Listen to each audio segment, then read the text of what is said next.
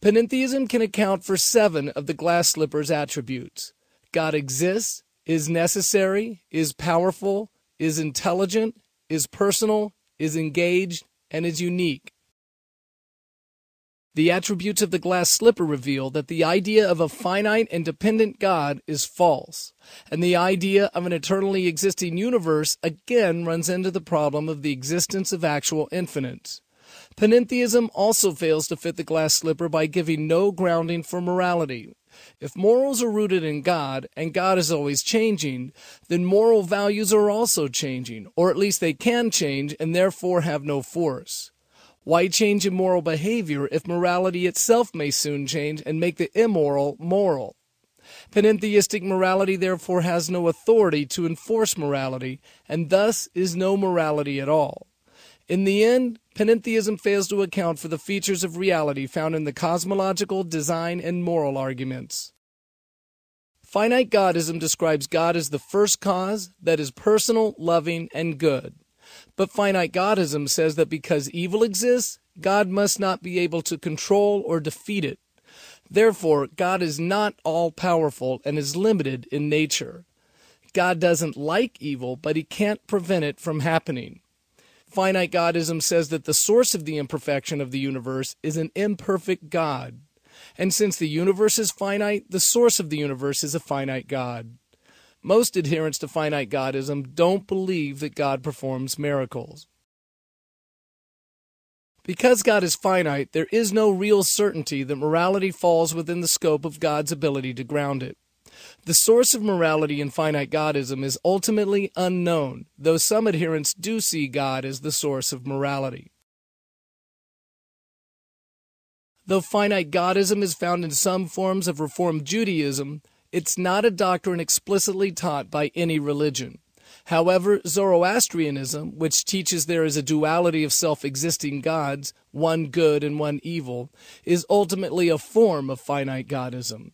In Zoroastrianism, the wise Lord, God, is at war with the destructive spirit, the devil. Since each of the gods are self-existing and each created different things, one good, the other evil, they are each finite. Each is something the other is not, and each has the power the other lacks.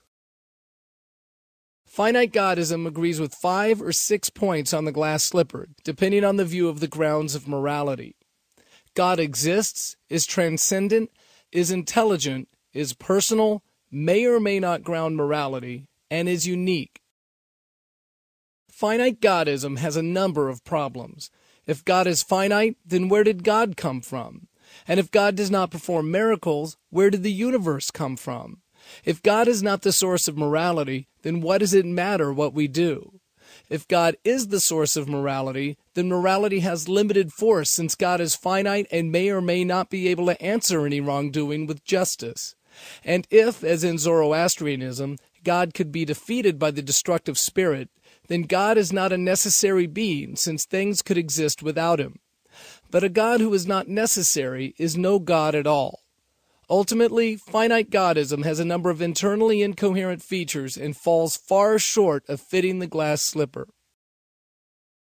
Polytheism is the view that there is more than one God. These gods either come from nature or were once men and became gods. As such, they're contingent and finite. The universe is either eternal or made from eternal matter. Although there's no consensus, many polytheists are moral relativists and don't believe that morality comes from the gods.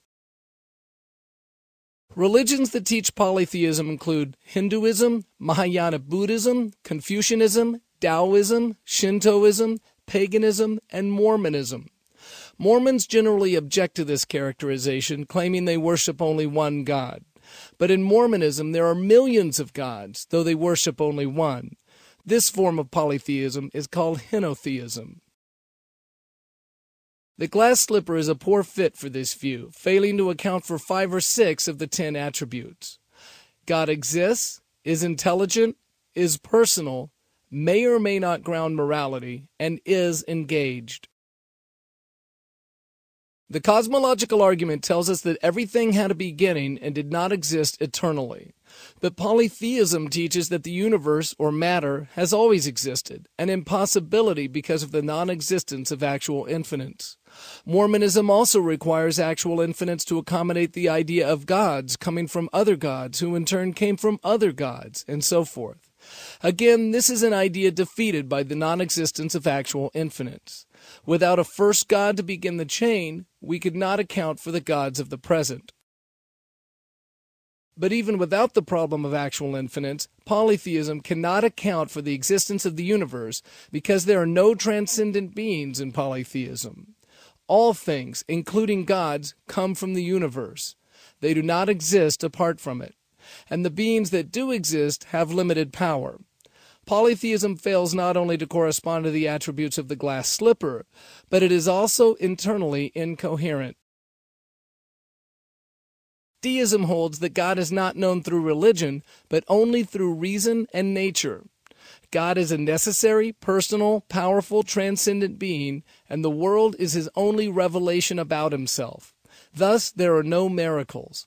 In order that we could understand him through his creation, he gave us reason.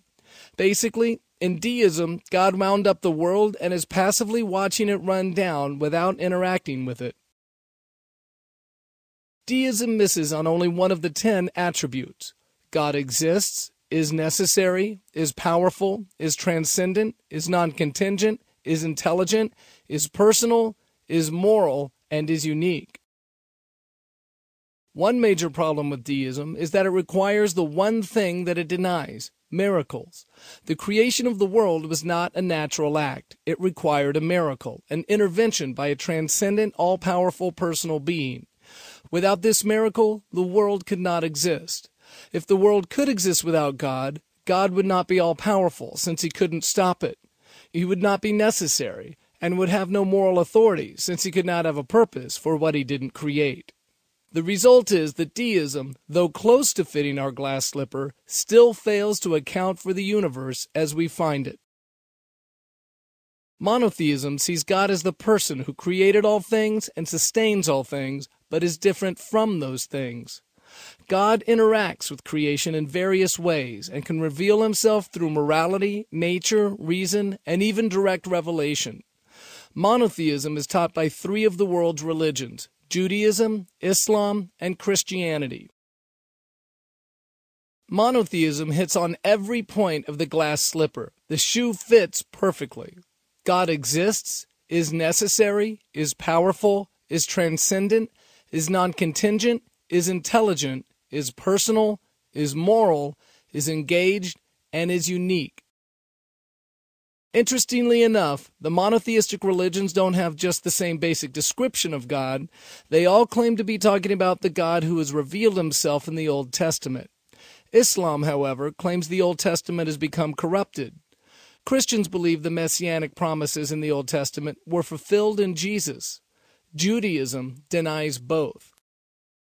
At the core of these differences is who they think Jesus is. And since the vast majority of information about Jesus comes from the New Testament, we should consider its trustworthiness. The content of the New Testament can be traced back to the 1st century, with some parts of it dating from within 1 to 3 years of the crucifixion. It was also written by eyewitnesses, or those who wrote down the testimony of eyewitnesses. Textual criticism demonstrates that the content has been passed down with an extremely high degree of accuracy, so we can know that what we have is what was written. The content is corroborated by archaeological discoveries as well as by fulfilled prophecy, and the evidence for the resurrection of Jesus confirms his teaching as God incarnate, through whom we can have salvation and communion with God. Islam simply asserts the New Testament is corrupt and offers no evidence. Judaism rejects the resurrection and thus the teaching of Jesus, yet they cannot offer a better explanation for the empty tomb or account for his other miracles. In addition to these arguments, the transcendental argument for God uses the concept of the Trinity to show that the Christian view of God is the only view that can account for the laws of logic, nature, morality, the existence of universals, and the mind. In the end, when all the arguments are considered, we see that the Christian view of God is the only one that fits the glass slipper and also provides substantial reason for its truthfulness.